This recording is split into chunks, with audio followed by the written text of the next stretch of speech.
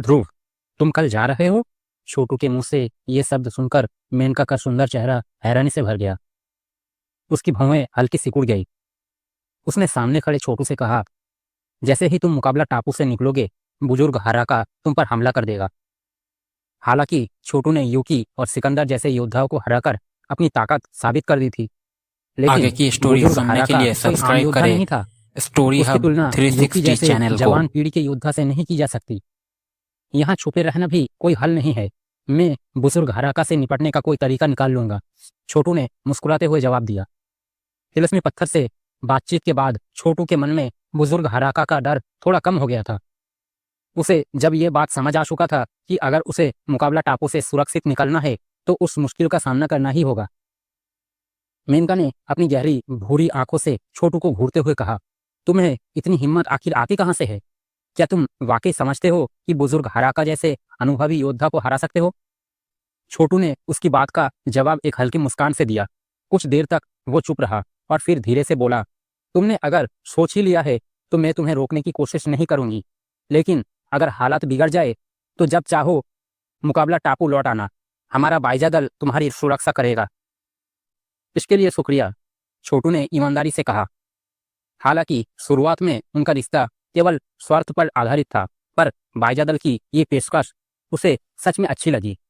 अगर तुम अज्ञात समुद्री इलाकों में नक्शा पाना चाहते हो तो स्काई मार्चेंट क्षेत्र में जाओ।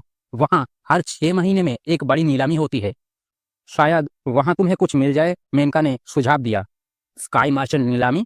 छोटू के चेहरे पर उत्साह की लहर दौड़ गई। उसके लिए सबसे जरूरी चीज वही नक्शा था। अगली नीलामी 1 महीने बाद है। मैंने तुम्हारे लिए दैत्य सागर के नक्शा हासिल करने का एक रास्ता ढूंढा है, मेनका ने समझाते हुए कहा। शुक्रिया, छोटू ने फिर से आधार जताया। ये मेरा भी निवेश है। मुझे लगता है कि जल्द ही तुम इस पूरे दैत्य सागर में एक बड़ा नाम बनोगे। मैं तुम्हारे साथ अच्छे रिश्ते रखना चाहती हूँ, मेनका ने मुस्कुराते हुए कहा। आपकी उम्मीद पर खरा उतरने की पूरी कोशिश करूंगा, छोटू ने सिर हिलाते हुए जवाब दिया। मेनका ने उसकी ओर देखा और धीरे से कहा, अपना ख्याल रखना। जरूर, छोटू ने मुस्कुराकर कहा और मुकाबला टापू की दिशा में देखना शुरू किया। उसकी आंखों में एक अजीब सी चमक थी। बुजुर्ग हराका, अगर तुम मेरी जान लेना ही चाहते हो तो पहले अपनी काबिलियत दिखाओ। अगली सुबह जैसे ही सूरज की पहली किरणें आसमान को चीर कर रोशनी फैलाई, छोटू ने बाइजा दल का क्षेत्र छोड़ दिया और अपनी गति तेज कर दी। गामिल ने दूर से उसे जाते हुए देखा और अपनी दाढ़ी सहलाते हुए बुदबुदाया, छोटा सा दोस्त बहुत जल्दबाजी कर रहा है। मेनका पीछे से बोली, वो बहुत सतर्क है, यकीनन उसके पास अपनी कोई योजना होगी। लेकिन बुजुर्ग हराका, जो महाप्राण रंग का योद्धा है, उससे लड़ना आसान नहीं है। देखते हैं छोटू क्या कर पाता है, गामिल ने सिर हिलाते हुए कहा। मेनका चुप हो गई। उसने एक पल के लिए अपना सिर उठाया और धीरे से खुद से बुदबुदाई, ऐसी बात कौन जानता है। इसी बीच बुजुर्ग हराका, जो कबीले के प्रांगण में खड़ा था, उसने अचानक अपना सिर उठाया। जैसे ही उसे महसूस हुआ कि छोटू चल पड़ा है, उसके चेहरे पर एक ठंडी और जानलेवा गहरी मुस्कान फैल गई। आखिरकार वो अब और छिप नहीं सका, बुजुर्ग हराका ने कहा। उसके पीछे खड़े मिसाल ने मुस्कुराते हुए पूछा, गुरुजी, क्या वो लड़का भाग रहा है? हाँ, बुजुर्ग हराका ने जवाब दिया। उसने अपनी हड्डी की छड़ी उठाई और आगे बढ़ने लगा। तुम यही रहो, मैं खुद जाकर उस लड़के को खत्म करूंगा। हाँ, हम यहाँ आपकी जीत की खबर का इंतजार करेंगे, पिनारो कबीले के एक बुजुर्ग ने मुस्कुराते हुए कहा। मुकाबला टापू पर छोटू ने उनकी काफी बेइज्जती की थी और अब उसे मुसीबत में देखकर उन्हें काफी खुशी हो रही थी। वो आगे सिर्फ की एक स्टोरी जवान लड़का सुनने है, के लिए हराका सब्सक्राइब ने करें लापरवाही से कहा और स्टोरी बिना हब कुछ और बोले 360 अपनी आस्तीन चैनल को। झटकते हुए बूढ़ी रोशनी में बदल गया। उसकी आकृति तेजी से आसमान में गायब हो गई और वो छोटू का पीछा करने निकल पड़ा। मिसाल और पिनारो के कबीले के बुजुर्ग उसकी जाती हुई आकृति को देखकर मुस्कुरा उठे। उनके चेहरों पर गर्व था। छोटू का भागने का फैसला उन्हें आत्मघाती लगा। दूसरी ओर छोटू तेजी से भाग रहा था। उसके हरे ड्रैगन पंख फैल चुके थे और उनकी रफ्तार इतनी तेज थी कि उसने हवा और समुद्र को भी चीर दिया। समुद्र की सतह पर गहरी लहरें बनने लगी। छोटू के कपड़े समुद्री हवा में लहरा रहे थे। उसने समुद्र की ओर देखा और गहरी सांस लेते हुए मन में कहा, क्या सब तैयार है? हाँ, तिलस्मी पत्थर की आत्मा ने उत्साह भरी आवाज में जवाब दिया। छोटू ने अचानक पूछा, अच्छा, तुम्हारा नाम क्या है? आत्मा थोड़ा चौंक गया और फिर जवाब दिया, मेरे पिछले मालिक मुझे यानिस कहते थे। छोटू ने हल्के से दोहराया, यानिस, और सिर हिलाया। फिर उसने पीछे मुड़कर देखा। उसके दिल में एक जोश उमड़ा। बुजुर्ग हराका, तुमने अगर मेरा पीछा किया है तो तुम्हें इसकी कीमत चुकानी होगी। हमारे उत्तर पश्चिम में एक सुनसान टापू है, वहीं जाओ। हम अब मुकाबला टापू से काफी दूर है, यानिस ने सुझाव दिया। लेकिन बुजुर्ग हराका 1 घंटे में तुम्हें पकड़ लेगा। छोटू ने सिर हिलाया। उसने अपने हरे पंखों को और तेज फड़फड़ाया। उसके शरीर से हरे प्रकाश की तेज किरणें निकली और वो चौंका देने वाली रफ्तार से उत्तर पश्चिम की दिशा में भागा। कुछ समय बाद समुद्र के बीच एक छोटा सा टापू उसकी नजर में आया। ये एक सुनसान टापू था। छोटू सीधे टापू के ऊपर एक पहाड़ी पर उतरा। उसने गहरी सांस ली और उत्साह से भरे हाथ से एक जलती हुई लाल कड़ाही बाहर निकाली। अब वो तैयार था। बुजुर्ग हराका, चलो आओ, देखते हैं तुम्हारे पास कितनी ताकत है। बूढ़े हराका, मीरन्स दल के 3 लीडर भी मेरी जान लेने में नाकाम रहे। तुम जैसे महाप्राण रैंक के योद्धा में ऐसा करने की क्या औकात है? अगर तुम लड़ना ही चाहते हो तो मैं भी आखिरी सांस तक लड़ूंगा। छोटू ने दूर आसमान की ओर देखा। उसकी आंखों में एक तीखी और भयंकर भाव चमक उठा। 10 मिनट तक माहौल शांत रहा। तभी अचानक दूर से हवा के तेज फैलने की आवाज आई। छोटू ने सिर उठाया और देखा, एक भूरे रोशनी तेजी से उड़ते हुए टापू के ऊपर आ पहुंची।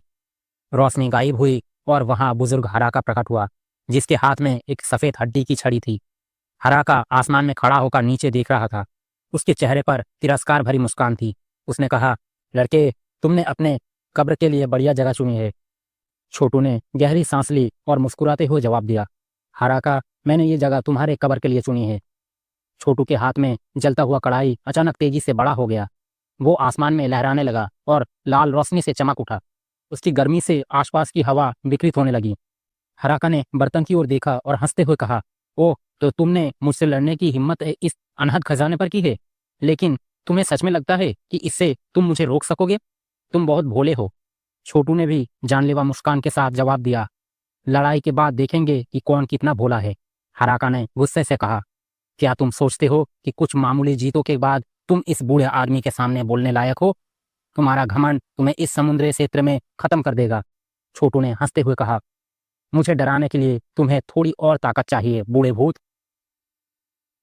हराका के चेहरे पर गुस्सा उमड़ पड़ा। उसने अपनी आस्तीन झटकी और उसकी महाप्राण शक्ति इतनी ताकतवर थी कि नीचे समुद्र में ऊंची लहरें उठने लगी। उसकी आभा खतरनाक और डरावनी थी। लेकिन छोटू ने डरने के बजाय हमला शुरू कर दिया। उसने जलते हुए कढ़ाई की ओर इशारा किया और कढ़ाई से तेज रोशनी निकली, जिसने हराका को चारों ओर से घेर लिया। रोशनी ने उसे कढ़ाई में खींचने की कोशिश की। हराका मुस्कुराया और बोला, मुझे इतनी आसानी से फंसाना मुश्किल है। हराका ने अपनी महाप्राण शक्ति से कढ़ाई की और चोषण शक्ति को रोक लिया। लेकिन छोटू का आत्मविश्वास कम नहीं हुआ। उसने अपने हर बार में और ताकत झोंक दी। दोनों के बीच लड़ाई शुरू हो चुकी थी और आसमान और समुद्र गवाह बन रहे थे। कौन जीतेगा और कौन हारेगा, आगे की स्टोरी ये तो सुनने वक्त के ही लिए बताएगा। सब्सक्राइब करें छोटू ने बुजुर्ग हराका की ओर देखा। 360 चैनल उसके को। चेहरे पर कोई भाव नहीं था। तभी उसके दिमाग में एक विचार आया और नीचे समुद्र से अचानक पानी का एक ऊंचा स्तंभ फूट पड़ा। उसी पल एक काली छाया भूत की तरह प्रकट हुई और तेजी से हराका की ओर बढ़ने लगा। हराका ने चौंकते हुए कहा, ये तो एक कठपुतली है। तुम इतनी कमजोर और बेकार चीज को लाने की हिम्मत कैसे कर सकते हो? जब हराका ने उस काली आकृति को ध्यान से देखा तो उसके चेहरे पर घृणा की झलक आ गई। वो आकृति असल में छोटू की इफराती लाश थी। हालांकि उसकी वर्तमान ताकत एक परमजीव रैंक तक पहुंच चुकी थी, जो हराका के लिए कोई बड़ी चुनौती नहीं थी। लेकिन कठपुतली से छोटू का मकसद कुछ और था। काली आकृति तेजी से हराका की ओर बढ़ी। जैसे ही वो पास पहुंची, छोटू के इशारे पर कठपुतली के शरीर से एक जबरदस्त ऊर्जा निकली और उसका शरीर फट गया। इस धमाके से निकली भयंकर लहरों ने हराका को थोड़ा पीछे हटने पर मजबूर कर दिया। इसका असर इतना था कि जलते हुए कढ़ाई की खिंचाव शक्ति को रोकने वाली हराका की ऊर्जा भी पल भर के लिए कमजोर पड़ गई। ये देख छोटू की आंखें चमक उठी। उसने इस मौके का फायदा उठाया। जलता हुआ कढ़ाई अचानक हराका की ओर बढ़ा और बड़े मुंह की तरह उसे निगल गया। बर्तन के अंदर हराका ने खुद को रोकने की कोशिश की और कढ़ाई तेजी से हिलने लगा। छोटू ने तुरंत अपने दिमाग से उस कढ़ाई को काबू किया और उसके अंदर कूद गया। कढ़ाई के अंदर लाल जमीन पर उसने हराका को खड़ा देखा, जिसके चेहरे पर बेहद खौफनाक गुस्सा था। हराका ने कहा, लड़के, तुमने अपनी कठपुतली को मुझसे लड़ाने के लिए उड़ा दिया। ये बेवकूफ़ी नहीं तो और क्या है? छोटू ने मुस्कुराते हुए कहा, अगर मैं कुछ कुर्बानी नहीं दूंगा तो कुछ हासिल भी नहीं कर पाऊंगा। एक महाप्राण रैंक वाले के लिए एक कठपुतली का बलिदान कोई बड़ी बात नहीं है। हराका ने ठंडी नजरों से देखा और कहा, क्या तुम्हें लगता है कि इस अनहद खजाने में मुझे बंद करके तुम जीत पाओगे? हराका ने कदम बढ़ाया। उसकी भूतिया रफ्तार से वो छोटू के सामने प्रकट हुआ और अपनी शक्ति से एक भयंकर हमला किया। छोटू ने फुर्ती से एक चमकदार ढाल बनाई जो हराका के हमले से चकनाचूर हो गई, लेकिन इस छोटे से पल का फायदा उठाकर छोटू दूर हट गया। हराका का अगला हमला और भी खतरनाक था। उसकी सफेद हड्डी की छड़ी से ठंडी डरावनी रोशनी निकली जो सीधा छोटू के सिर की ओर बढ़ा। छोटू ने तुरंत अपनी काली पेड़ की शाखा निकाली, उसमें अपनी शक्ति डाली और उसे हराका की रोशनी की ओर फेंक दिया। दोनों की शक्तियों के टकराने से एक जोरदार धमाका हुआ और कड़ाई के अंदर की लाल रोशनी और भी ज्यादा तेज हो गई। छोटू को अब भी अपनी आखिरी चाल के लिए समय चाहिए था, लेकिन क्या वो उस खतरनाक हराका को रोक पाएगा? ये लड़ाई अभी खत्म नहीं हुई थी। आसमान में एक तेज धातु जैसी आवाज गूंजी और काली रोशनी पीछे की ओर उड़ गई। छोटू का काला पेड़ का तना नीचे गिरकर घूमने लगा, जैसे उसमें जान ही ना बची हो। दूसरी ओर बुजुर्ग हराका की सफेद हड्डी की छड़ी का निशाना भी चूक गया और वो जमीन में इतनी ताकत से गिरी कि वहां 1000 फीट लंबी खाई बन गई। बुजुर्ग हराका की आंखों में गुस्सा और थोड़ी झुंझलाहट झलक रही थी। उसने महसूस किया कि छोटू उसके सामने सीधा मुकाबला करने से बच रहा है। हराका समझ गया कि छोटू को दोनों के बीच की ताकत का फर्क अच्छी तरह से मालूम है। हराका ने जानलेवा आवाज में कहा, पर क्या तुम्हारी चालाकी मेरी रफ्तार से भी तेज है? इतना कहते ही हराका के शरीर से भूरे रंग की भाप उठने लगी। ये अजीब ऊर्जा उसके चारों ओर फैल गई और उसका शरीर थोड़ा धुंधला और भ्रामक लगने लगा। छोटू ने यह बदलाव देखा तो उसके मन में खतरे का एहसास हुआ। उसने बिना वक्त गवाए खुद को पीछे की ओर खींच लिया, लेकिन हराका भी झिझका नहीं। वो भूरे धुएं में लिपटकर सीधे छोटू के सामने प्रकट हुआ। हराका के चेहरे पर क्रूर मुस्कान उभरी। उसकी उंगलियों से काले धुएं की लटें निकलकर भूतिया पंजे में बदल गई और उन्होंने छोटू को जकड़ लिया। छोटू ने अपनी पूरी ताकत लगाई, लेकिन हराका के हमले से उसके चारों ओर की जगह टूटने लगी। ये बुजुर्ग की ताकत की भयानकता दिखाने के लिए काफी था। छोटू ने गहरी सांस ली और गंभीर आवाज में कहा, ग्रीन ड्रैगन का दिव्य हमला। उसके शरीर से हरी रोशनी निकली और 10 हरे ड्रैगन के टैटू उसकी त्वचा पर चमकने लगे। इनकी ताकत ने मिलकर एक विशाल ड्रैगन की मुट्ठी बनाई जो हराका की ओर तेजी से बढ़ी। दोनों की शक्तियों का टकराव हुआ और ऊर्जा की लहरें आसमान में फैल गई। हराका का हमला जीत गया और छोटू पीछे की ओर उड़ता हुआ जमीन पर जा गिरा। उसके गले से दर्द भरी आवाज निकली। हराका ने ठंडी हंसी के साथ कहा, तुम मेरे पंजे का हमला झेल पाए? ये अपने आप में चमत्कार है। मरने से पहले गर्व महसूस करना चाहिए। पर अगले ही पल हराका के चेहरे पर गंभीरता आ गई। वो समझ गया कि छोटू का इस स्तर तक पहुंचना उसके लिए एक बड़ा खतरा बन सकता है।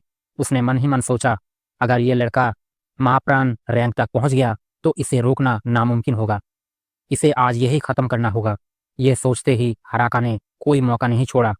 वो बिजली की रफ्तार से छोटू की ओर झपटा। छोटू ने अपनी घायल हालत में भी हिम्मत नहीं छोड़ी।